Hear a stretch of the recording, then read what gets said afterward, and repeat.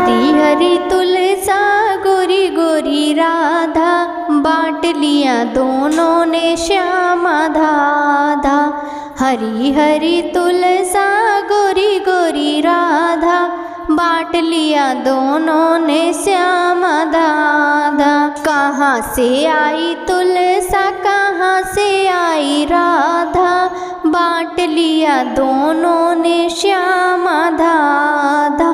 कहाँ से आई तुलसा कहाँ से आई राधा, बांट लिया दोनों ने श्याम आधा आधा। वैकुंठ से आई तुलसा बरसाने से राधा, बांट लिया दोनों ने श्याम आधा आधा। क्या करे तुलसा क्या करे राधा, बांट लिया दोनों ने श्याम आधा आधा। शादी करे तुलसा प्रेम करे राधा, बांट लिया दोनों ने श्याम आधा आधा। कहाँ छोड़ी तुलसा कहाँ छोड़ी राधा, बांट लिया दोनों ने श्याम आधा आधा। कहाँ छोड़ी तुलसा कहाँ छोड़ी राधा, बांट लिया दोनों ने श्याम आधा आधा। सिर पर रख ली तुलसा हृदय में रख ली राधा, बांट लिया दोनों ने श्याम आधा आधा। सिर पर रख ली तुलसा हृदय में रख ली राधा, बांट लिया दोनों ने श्याम आधा आधा। कहाँ गई तुलसा कहाँ गई राधा, बांट लिया दोनों ने श्याम आधा आधा। कलयुग में आ गई तुलसा हृदय रह गई राधा, बांट लिया दोनों ने श्याम आधा आधा। हरी हरी तुलसा गोरी गोरी राधा, बांट लिया दोनों ने श्याम आधा आधा। प्रेम से बोलिए राधा रानी की जय, तुलसी माता की जय। हरे कृष्णा राधे राधे। सभी भक्तों को सादर प्रणाम। आप सभी भक्तों का जीवन खुशियों से परिपूर्ण और सुख समृद्धि से भरा रहे। भक्तों, आज के इस वीडियो में आप श्रवण करेंगे कार्तिक मास महात्म्य की कथा, लेकिन उससे पहले आप सुनेंगे दीपावली की कथा। साथ ही सभी भक्तों को दीपावली की ढेर सारी शुभकामनाएं। भक्तों, वैसे तो दीपावली से जुड़ी बहुत सी कथाएं प्रचलित हैं, लेकिन आज इस वीडियो में मैं आपको दीपावली से जुड़ी 5 पौराणिक कथाओं का रसपान कराने जा रही हूँ। तो आप सभी भक्त माँ लक्ष्मी का ध्यान करते हुए पौराणिक कथाओं का रसपान कीजिए। पहली पौराणिक कथा के अनुसार, एक बार एक राजा ने एक लकड़हारे से खुश होकर उसे चंदन की लकड़ी का जंगल भेंट किया, लेकिन लकड़हारा तो लकड़हारा ही था। उसने चंदन के जंगल में से चंदन की लकड़ियां काटी और उसे घर ले जाकर जलाकर भोजन बनाने के लिए प्रयोग करता था। जब राजा को यह बात अपने गुप्तचरों से पता चली, तो उन्हें समझ आया कि पैसा सिर्फ मेहनत से नहीं, बुद्धि से भी हासिल किया जाता है। इसलिए दीपावली के दिन माँ लक्ष्मी के साथ भगवान गणेश की भी पूजा की जाती है, ताकि व्यक्ति को धन के साथ साथ उसे प्रयोग करने की भी योग्यता मिले। बोलिए श्री गणेश भगवान की जय, माँ लक्ष्मी की जय। अब रसपान कीजिए दूसरी पौराणिक कथा का। एक साहूकार था जिसकी बेटी हमेशा पीपल के पेड़ पर पानी चढ़ाने जाती थी। जिस पेड़ पर वह पानी चढ़ाती थी, उस पर माँ लक्ष्मी का निवास था।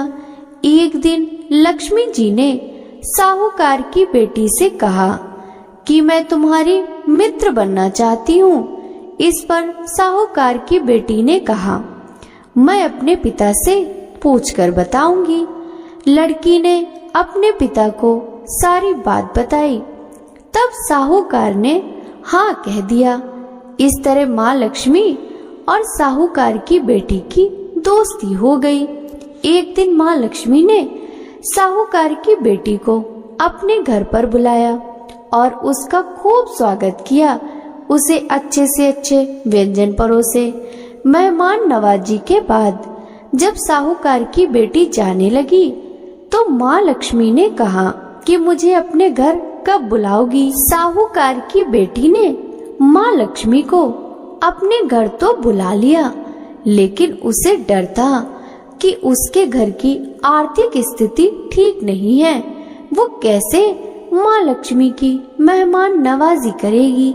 जब यह बात साहूकार को पता चली तो उसने अपनी बेटी से कहा, तुम फौरन मिट्टी से चौका लगाकर साफ सफाई कर दो, 4 बत्ती के मुख वाला दिया जलाओ और माँ लक्ष्मी जी का नाम लेकर बैठ जाओ। उसी समय एक चील किसी रानी का 9 लखा हार लेकर उसके पास डालकर चली गई। साहूकार की बेटी ने उसे बेचकर माँ लक्ष्मी के लिए अच्छा भोजन बनाया। माँ लक्ष्मी भगवान गणेश जी के साथ साहूकार के घर पधारी। साहूकार और उसकी बेटी ने माँ लक्ष्मी और भगवान गणेश का खूब स्वागत सत्कार किया। इस स्वागत सत्कार से प्रसन्न होकर माँ लक्ष्मी ने उन्हें आशीर्वाद दिया और साहूकार को बहुत सारा धन भी दिया, जिससे साहूकार बहुत अमीर हो गया। जैसे माँ लक्ष्मी ने साहूकार और उसकी बेटी को दिया, वैसे सबको देना और माँ लक्ष्मी अपनी कृपा सभी भक्तों पर ऐसे ही बनाए रखें। बोलिए माँ लक्ष्मी की जय। अब रसपान कीजिए तीसरी पौराणिक कथा का। एक बार देवताओं के राजा इंद्र से डरकर राक्षस राजा बलि कहीं जाकर छुप गए। राजा इंद्र उन्हें खोजते खोजते एक खाली घर में पहुंचे। महाराजा बलि गधे के रूप में छुपे हुए थे। दोनों की आपस में बातचीत होने लगी। बातचीत चल ही रही थी कि इतने में राजा बलि के शरीर से एक स्त्री बाहर निकली। जब देवताओं के राजा इंद्र ने उनसे पूछा तो स्त्री ने कहा, मैं देवी लक्ष्मी हूँ, स्वभावश एक स्थान पर टिककर नहीं रह सकती, लेकिन मैं उस स्थान पर स्थिर होकर रहती हूँ जहाँ सत्य, दान, व्रत, धर्म, पुण्य, पराक्रम, तप आदि रहते हैं। जो व्यक्ति सत्यवादी होता है, ब्राह्मणों का हितैषी होता है, धर्म की मर्यादा का पालन करता है, उसी के यहाँ मैं निवास करती हूँ। इस तरह यह बात स्पष्ट है कि माँ लक्ष्मी केवल वहीं स्थायी रूप से निवास करती हैं जहाँ अच्छे गुणी व्यक्ति निवास करते हैं। बोलिए माँ लक्ष्मी की जय। अब रसपान कीजिए चौथी पौराणिक कथा का। एक बार सनत कुमार ने ऋषि मुनियों से कहा, महानुभाव, कार्तिक की अमावस्या को प्रातः काल स्नान करके भक्ति पूर्वक पितर तथा देव पूजन करना चाहिए। उस दिन रोगी तथा बालक के अतिरिक्त किसी अन्य व्यक्ति को भोजन नहीं करना चाहिए। सायंकाल विधि पूर्वक लक्ष्मी का मंडप बनाकर उसे फूल, पत्ते, तोरण, ध्वजा और पताका आदि से सुसज्जित करना चाहिए। अन्य देवी देवताओं सहित माँ लक्ष्मी का षोडशोपचार पूजन करना चाहिए। पूजन उपरांत परिक्रमा करनी चाहिए। मुनीश्वरों ने पूछा, लक्ष्मी पूजन के साथ अन्य देवी देवताओं के पूजन का क्या कारण है?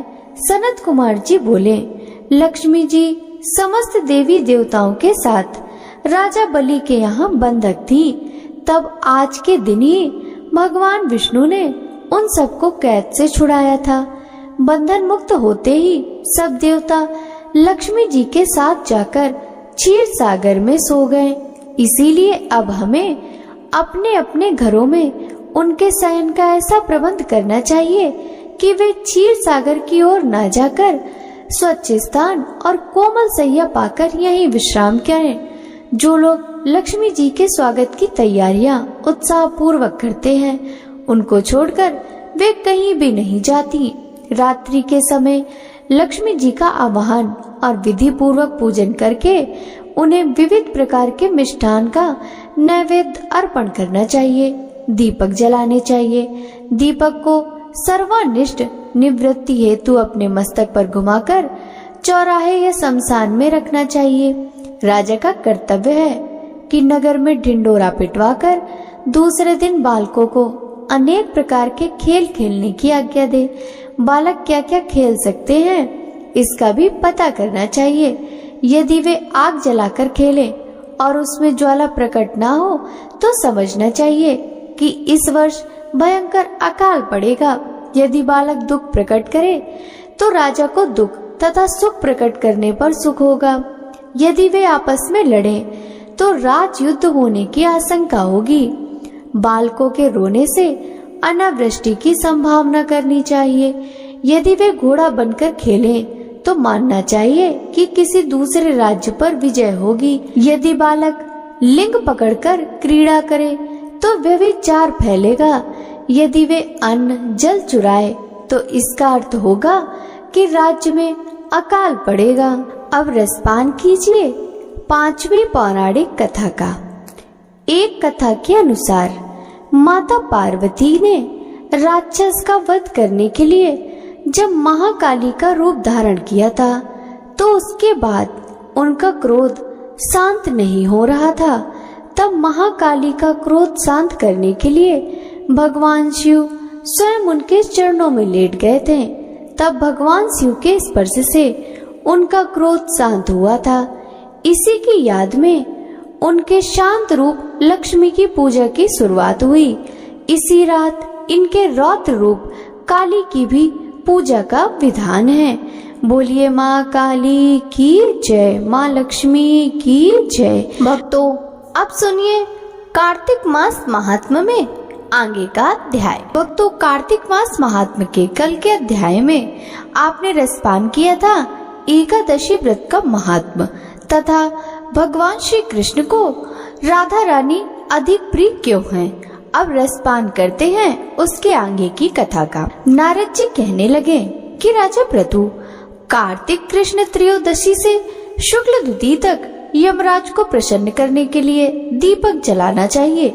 इससे अकाल मृत्यु आदि नहीं होती। चतुर्दशी को नरक चतुर्दशी भी कहते हैं। उस दिन तिल का तेल, अपामार्ग तथा दूर्वा आदि लगाकर स्नान करना चाहिए। स्नान के पश्चात दक्षिण की ओर मुख करके अपशब्द होकर जल में तिल मिलावें और 3-3 अंजलि से यमाय, धर्मराज, मृत्यवे, अंतकाय, कालाय, सर्वभूत क्षयाय, चित्रगुप्ताय इन मंत्रों द्वारा यमराज का तर्पण करें। फिर सायंकाल ब्रह्मा, विष्णु, शिव, दुर्गा आदि मंदिरों में दीपक जलावें। रात को श्री लक्ष्मी जी का पूजन करें। यदि कोई शस्त्र से मारा गया हो तो चतुर्दशी को उसके निमित्त भी दीपदान करें। इससे अच्छे फल प्राप्त होता है। फिर कन्या, ब्रह्मचारी तथा तपस्वियों को भोजन करावें। इससे यमपुरी को ना जाकर शिवलोक की प्राप्ति होती है। गौशाला में दीपक जलावें। फिर लक्ष्मी जी की स्तुति करके उनको जगावें। जिस प्रकार पतिव्रता स्त्री अपने पति से पहले जागती है, उसी प्रकार लक्ष्मी जी भगवान से 12 दिन पहले जागती रहती हैं। अमावस्या को दिन में बालक, वृद्ध तथा रोगियों को छोड़कर अन्य कोई भोजन न करे। सायंकाल में लक्ष्मी जी का पूजन करके तब स्वयं भोजन करे। घर को फूल माला आदि से सजाकर रात्रि को सारे घर में दीपमाला करें। घर के सभी स्त्री पुरुष नए वस्त्र धारण करें और समस्त रात्रि नृत्य, गीत, हर्षोल्लास से बितावें। रात्रि भर दीपक जलाना चाहिए। उस रात्रि को लक्ष्मी जी घरों में घूमती हैं तथा जो घर अधिक सुंदर तथा रमणीक होता है उसे बहुत दिनों तक निवास करती हैं। एक प्रहर रात्रि शेष रहने पर घर का रूप कूड़ा करकट, सूप या पुराने पंखों पर भरकर बाहर फेंक देना चाहिए। ऐसा करने से वह घर धन धान्य से पूर्ण रहता है। दूसरे दिन गोवर्धन बनाकर बंधु बांधव सहित पूजा करके ब्राह्मणों को भोजन करावें। स्वयं भी नवीन अन्न का भोजन करें। भगवान श्री कृष्ण ने इंद्र का मान मर्दन करके गोवर्धन पर्वत का पूजन इसी दिन किया था।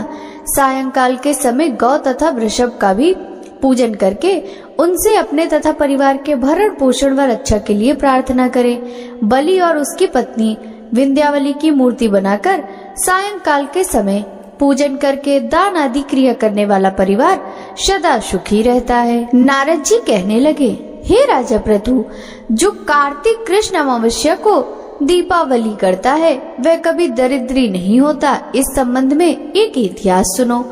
थुरसैन देश में सत्य शर्मा नाम का एक अत्यंत दरिद्री ब्राह्मण रहता था।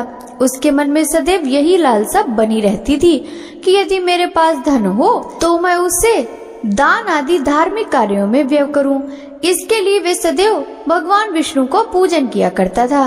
वह जो कुछ कमाता सब व्यय हो जाता। तब इस दरिद्रता निवारण का उपाय पूछने पर एक विद्वान ने उसे बताया कि तुम धन को प्राप्ति के लिए शिव जी की आराधना करो। तब से वह शिव जी का उपासक बन गया। निदान 1 वर्ष बीतने पर एक दिन शिव जी ब्राह्मण का रूप धारण करके उसके पास आए और बोले कि हे विप्र, धन की प्राप्ति हेतु तुम राजा के पास जाकर उससे वरदान मांगो कि कार्तिक बदी अमावस्या को हमारे सिवाय और कोई अपने घर में दीपक न जलावे। ब्राह्मण ने ऐसा ही किया और राजा ने उसकी बात स्वीकार कर ली। निदान कार्तिक कृष्ण अमावस्या से एक दिन पूर्व अर्थात चतुर्दशी को सत्य शर्मा ने राजा के पास जाकर उसको स्मरण कराया।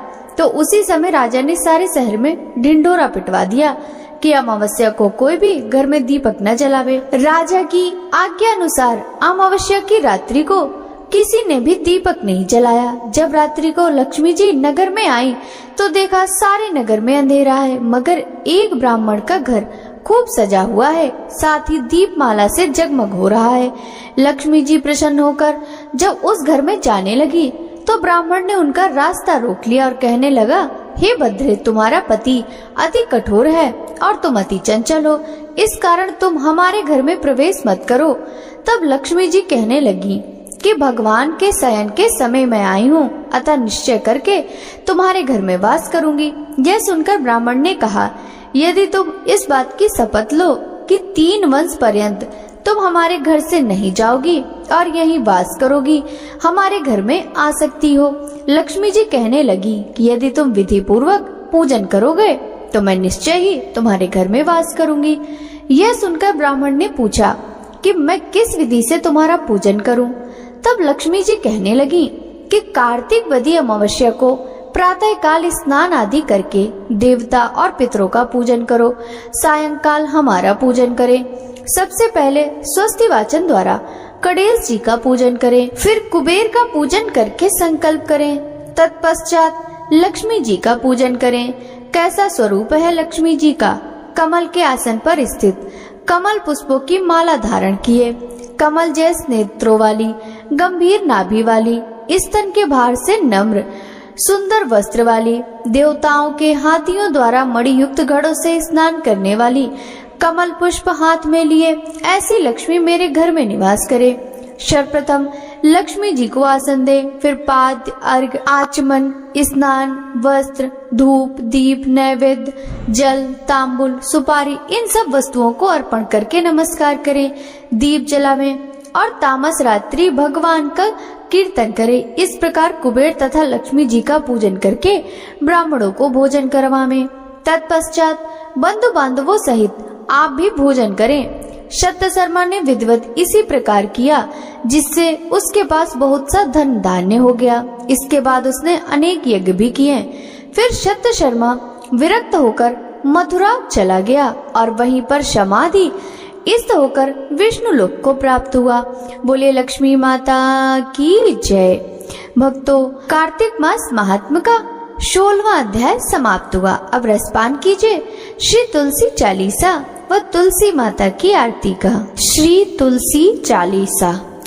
जय जय तुलसी भगवती सत्यवती सुखिदान, नमो नमो हरि प्रेयसी श्री वृंदा गुण खानी, श्री हरि शीस बिरजनी, देहु अमर वर अम्ब, जनहित हे वृंदावनी, अब ना करहूँ विलम्ब।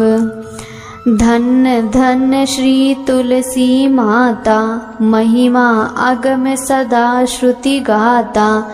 हरि के प्राणहु से तुम प्यारी, हरहि हेतु कीनो तप भारी। जब प्रसन्न है दर्शन दीन्यो, तब कर जोरी विनय उष कीन्यो। हे भगवंत कंत मम होऊ, दीने जानी जनि छाड़हु हो। सुनी लक्ष्मी तुलसी की बानी, दीन हो श्राप कद पर आनी। उस अयोग्य वर मांगन हारी, हो विटप तुम जड़ तनु धारी। सुनि तुलसी ही श्रव्यत ही ठामा, करहु वास तुहु नीचन धामा। दियो वचन हरि तब तत काला, सुनहु सुमुखी जनि होहु बिहाला। समय पाई व्यों रौ पाती तोरा, पूजहु आस वचन सत्य मोरा। तब गोकुल मह गोप सुदामा, तासु भई तुलसी तू बामा। कृष्ण रास लीला के माही, राधे शक्यो प्रेम लखी नाही। दियो श्राप तुलसी तत्काला, नर लोकहि तुम जन्महु बाला। यो गोप वह दानव राजा, शंख चूड़ नामक सिर ताजा। तुलसी भई तासु की नारी, परम सती गुण रूप अगारी। आशद्वय कल्प बीत जब गयऊँ, कल्प तृतीय जन्म तब भयऊँ। वृंदा नाम भयो तुलसी को, असुर जलंधर नाम पति को। करियति द्वंद्व अतुल बल धामा, लीना शंकर से संग्रामा। जब निज सैन्य सहित शिव हारे, मरहि न तब हर हरहि पुकारे। पतिव्रता वृंदा थी नारी, को न सके पति ही संहारी। तब जलंधर ही भेष बनाई, वृंदा डिग हरि पहुँच्यो जाई। शिव हित लहि करि कपट प्रसंगा, कियो सतीत्व धर्म तो ही भंगा। भयो जलंधर कर संहारा, सुनि उर शोक उपारा। तेहि चढ़ दियो कपट हरि टारी, लखी वृंदा दुख गिरा उचारी। जल अंदर जस हत्यो अभीता, सोई रावण तस हरहि सीता। अस प्रस्तर शम हृदय तुम्हारा, धर्म कंडी मम पतहि सहारा। यही कारण लहि श्राप हमारा, होवे तनु पासाड़ तुम्हारा। सुनि हरि तुरत ही वचन उचारे, दियो श्राप बिना विचारे। लख्यो ना निज कर तूती पति को, छलन चयो जब पार्वती को। जड़मति तुहु अस हो जड़ रूपा, जग मह तुलसी विटप अनूपा। धग्व रूप हम साली ग्रामा, नदी गंड की बीच ललामा। जो तुलसी दल हमई चढ़ई हैं, सब सुख भोगी परम पद पई हैं।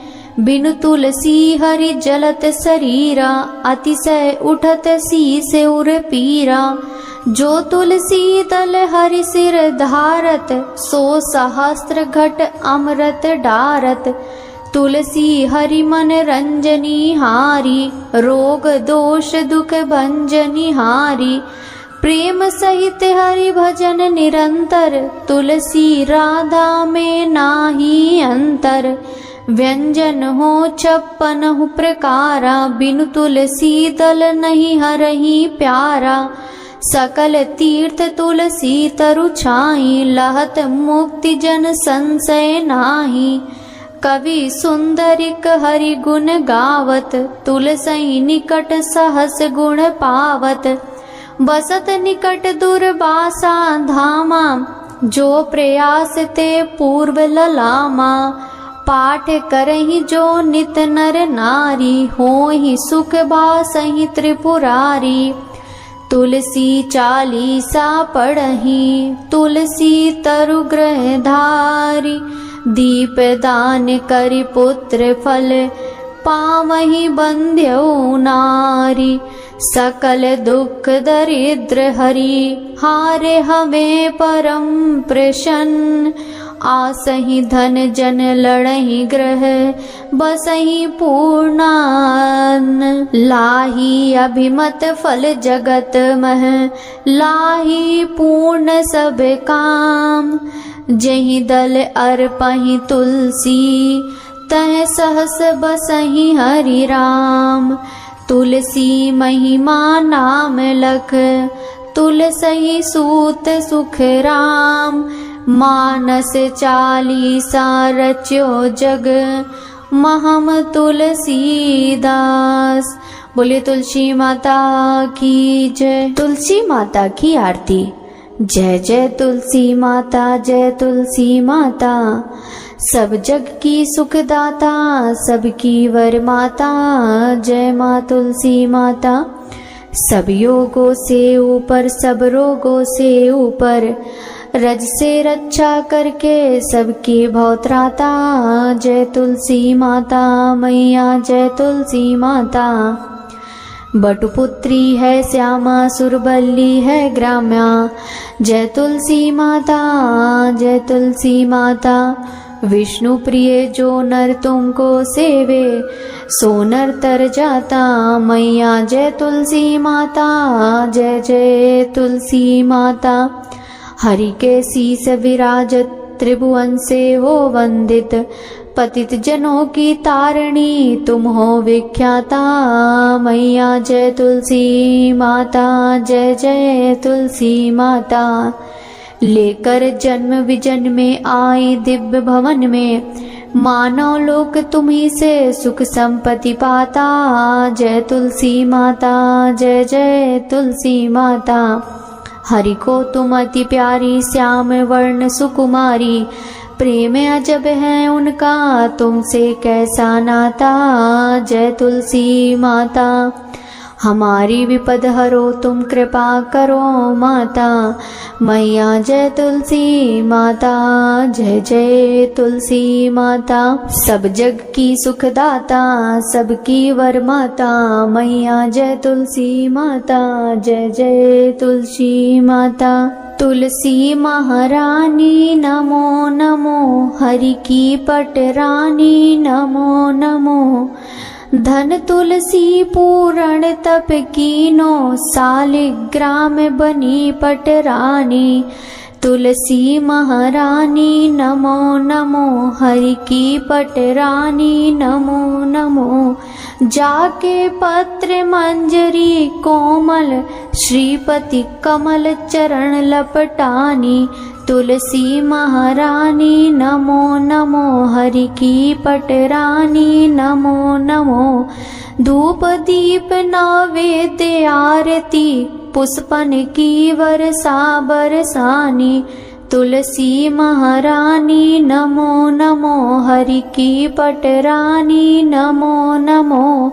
56 भोग 3600 व्यंजन, बिन तुलसी हरि एक न मानी।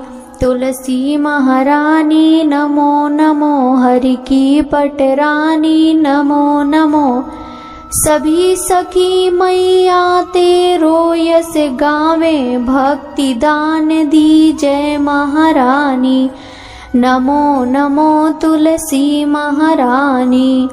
तुलसी महारानी नमो नमो, तुलसी महारानी नमो नमो। हरि की पटरानी नमो नमो। तुलसी माता की जय।